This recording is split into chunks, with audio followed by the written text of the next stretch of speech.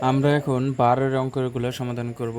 তো 12-এর অঙ্ক দেওয়া আছে যে 2 দশমিক স্থান পর্যন্ত বর্গমূল নির্ণয় করতে হবে।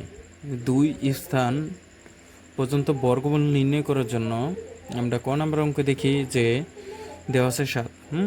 এই 7-এর বর্গমূল নির্ণয় করতে হবে। তো আমরা দশমিকের 11 নম্বর অঙ্কের সমাধান করছি, এখন আমরা 12-এর অঙ্কের সমাধান করব। সবাই ভিডিওটি দেখবেন, আশা করি খুব সুন্দরভাবে 12 নম্বর অঙ্কগুলো আমরা এখন সমাধান করব। তো চলো বন্ধুরা, দেখে নেওয়া যাক কীভাবে 12 নম্বর অঙ্ক সমাধান করতে হয়। তো এখানে দেওয়া আছে 7। 2 স্থান পর্যন্ত নির্ণয় করার জন্য আমাদের 3 ঘর স্থান পর্যন্ত বর্গমূল নির্ণয় করতে হবে। তো এখানে আমরা লিখতে পারি 7। 7 দশমিকের পরে আমরা 0 0 0 মানে দশমিকের পরে আমরা 3 ঘর পর্যন্ত অঙ্কগুলা মানে 0 দিয়ে পূর্ণ করে নেব। তার মানে 3 ঘর পর্যন্ত আমাদের বর্গমূল নির্ণয় করলে আমরা 2 দশমিক স্থান পর্যন্ত বর্গমূল পাব। তো এখন আমরা এটার বর্গমূল নির্ণয় করব। এখন দুটো করে সংখ্যা আলাদা করে নিলাম। দুটো করে সংখ্যা আলাদা করে নিলাম। এখানে রয়েছে 7। আমরা 11 নম্বর অঙ্কের সমাধান করছি যে কিভাবে বর্গমূল নির্ণয় করতে হয়। তো এখানে আমরা এমন সংখ্যা নেব যেন 7-এর ছোট হয় এবং 7 থেকে বড় না হয়। যদি 3-এর বর্গমূল করি তাহলে 3-এর বর্গমূল করলে 9 হয়, যা কোনোভাবেই সম্ভব নয়। তাহলে আমরা বর্গমূল করব 2-এর। 2-এর বর্গমূল করলে 4। তো 7 থেকে যদি 4 বাদ দেই তাহলে এখানে 3। এই দশমিকটা এখানে দিয়ে দেব। দশমিকের পরে কয়টা শূন্য আছে? 2টা শূন্য এখানে আমরা নিচে দিলাম। এখন আমাদের কি করতে হবে? এখানে আমরা 2 নিছি, এইখানে 2-এর ডাবল নিতে হবে। 2-এর দ্বিগুণ করলে কত হয়? 2-এর দ্বিগুণ করলে 4 হয়। এখন আমাদের উভয় পাশে এমন সংখ্যা নিতে হবে যেন 300-র ছোট হয় এবং 300 থেকে বড় না হয়। এখন আমরা এখানে যদি 6 নেই, এখানে 6 দিলাম, এখানেও 6 দিলাম। 6 দিয়ে যদি 46কে গুণ করি তাহলে বের হবে 6 × 36, হাতে থাকলো 3, 4 × 24, আর 3 হলো 27, 276। এখন আমরা বিয়োগ করব। 4 হাতে থাকলো 2 আর হাতে রেখে 3, 3-এর 0। এরপরে রয়েছে 2টা শূন্য, আমরা 2টা শূন্য নিচে বসালাম। এখন আমাদের এখানে রয়েছে দশমিকটা বাদ দিলে 26, পূর্ণ সংখ্যা। তো 26 দুগুণে 52, মানে ডাবল করে নিলাম। এখন এমন সংখ্যা নিব যেন 24-এর কম হয়, যেন বেশি না হয়। তাহলে যদি এখানে আমরা 4 দেই, এখানে 4 দেই, 4 দিয়ে যদি 524কে গুণ করি, 4 × 16, 6, হাতে থাকলো 1, 4 দুগুণে 8, হাতে রেখে 9, আর 4 5-এ 20। এখন আমরা বিয়োগ করব। বিয়োগ করলে এখানে বের হবে 4, এখানে 10-এর 0, এখানে 3। এরপরের কয়টা সংখ্যা আছে? 2টা, আমরা 2টা শূন্য বসালাম। এখন আমরা এই 264 ডাবল নেব। 264 ডাবল করলে 528 বেরোবে। এখন আমরা এমন সংখ্যা নিব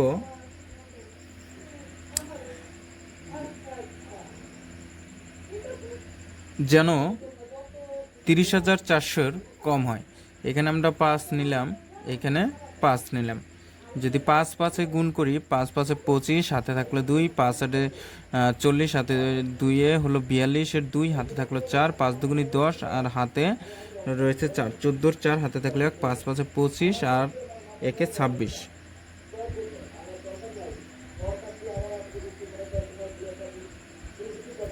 এখন আমরা বিয়োগ করব। 5 3-এর 7, 0,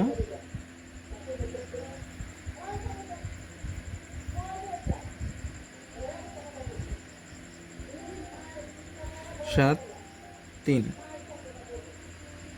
ও সরি, এইখানে হচ্ছে 9 হবে।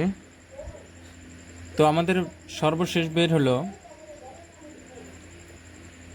যে 3975। আমাদের নির্ণয় করতে বলছে যে দুই দশমিক স্থান পর্যন্ত বর্গমূল। তো আমরা বের করলাম 2 দশমিক স্থান পর্যন্ত বর্গমূল বের করার জন্য বের করতে হবে 3 ঘর পর্যন্ত বর্গমূল।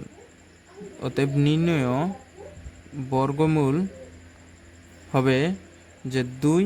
এইখানে যদি 5-এর অধিক থাকে বা 5 সমান পরিমাণ থাকে তাহলে পরের সংখ্যার সাথে 1 যোগ করতে হয়। তাহলে 2 দশমিক, এখানে 6, এখানে 4 আছে, এই 5, তাহলে 5-এর জন্য এখানে একটা 1 যোগ হবে, তাহলে 2.65। এটাই উত্তর। আশা করি বুঝতে পারছো। এখন আমরা আরও বাকি অঙ্কগুলো সমাধান করব, দেখে নেওয়া যাক। বাকি অঙ্কগুলা করলেই মনে হয় আর কোনো সমস্যা থাকবে না। এখন আমরা খ নাম্বার অঙ্কের সমাধান করব। খ নাম্বার অঙ্কে দেওয়া আছে 23.24। তো 23.24 নিয়ে নিলাম। এরপরে আমরা আরও 3 ঘর পর্যন্ত বর্গমূল নির্ণয় করব। তো 3 ঘর পর্যন্ত বর্গমূল নির্ণয় করার জন্য আমাদের দশমিকের পরে 3 ঘর পর্যন্ত আমরা এগুলা শূন্য দিয়ে পূরণ করে নিব। হ্যাঁ, তো প্রথমে তারপরে দুটো দুটো করে আলাদা করে নিব।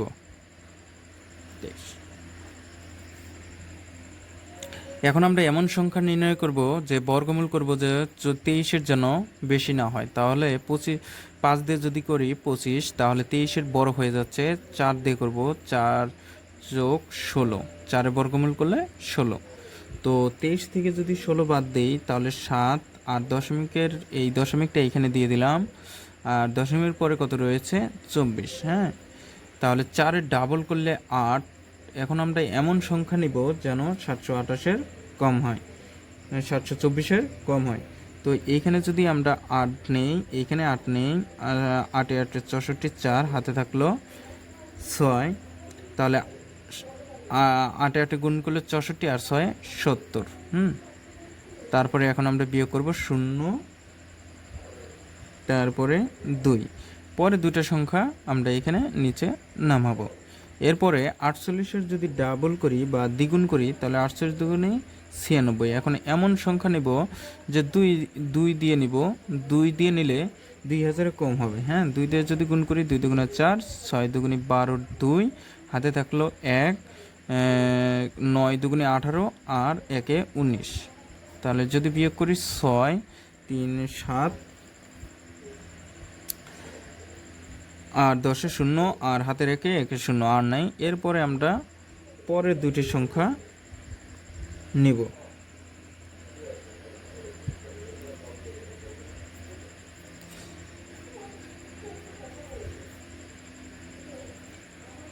এখন 482-র যদি দ্বিগুণ করি তাহলে 964। হ্যাঁ, 964। এখানে যদি আমরা যে কোনো সংখ্যা যদি 1ও নেই তাহলে 7600, এখানে হয়ে যাচ্ছে 9641, আর এখানে রয়েছে 7600। তাহলে কোনোভাবেই গুণ করা যায় না, তাই একটা শূন্য নিয়ে আমরা পরের সংখ্যা নামাবো। পরে দুটা কী সংখ্যা দেওয়া আছে, পরে দুটা শূন্য দেওয়া আছে।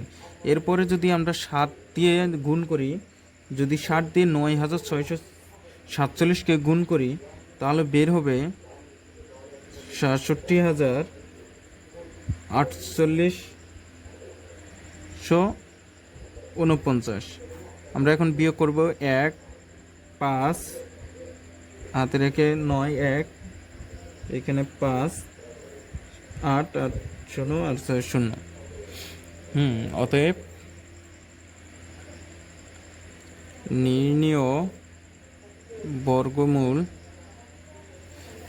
বর্গমূল হবে যে 4.82। আমরা 2 ঘর পর্যন্ত নিব, এটাই উত্তর।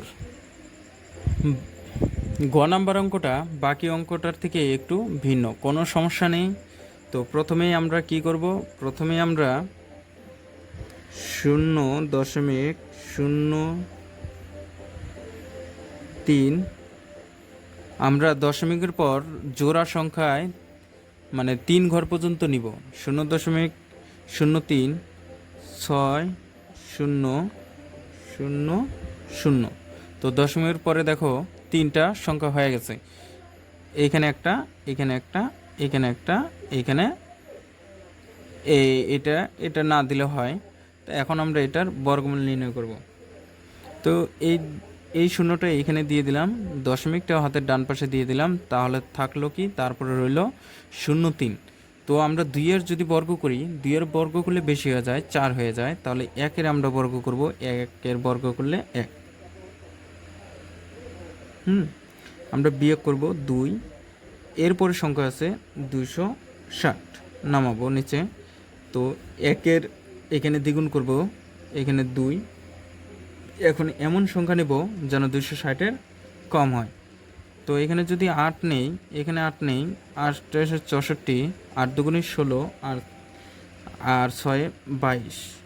এখন বিয়োগ করে দেই, বিয়োগ করে দিলে 6 আর হাতে এখানে 3 আর 0 0 আর যায় না, পরে দুটো সংখ্যা 0। 18 দ্বিগুণ করলে 36। এখন আমরা যদি 9 দিয়ে দেই, 9 নং 81-এর 1, হাতে থাকলো 8, 6 নং 54 আর 8-এ হচ্ছে 62-র 2, হাতে থাকলো 6, 3 6 18, 8 6 33, 9, তারপরে হচ্ছে 7, তারপরে 2। আর সংখ্যা নির্ণয় করার প্রয়োজন নেই। অতএব আমরা বলতে পারি যে নির্ণয় বর্গমূল 0. এখানে 5-এর অধিক রয়েছে, তাই 8-এর সাথে আমরা একটা 1 যোগ করে দেব, 19। এটাই উত্তর।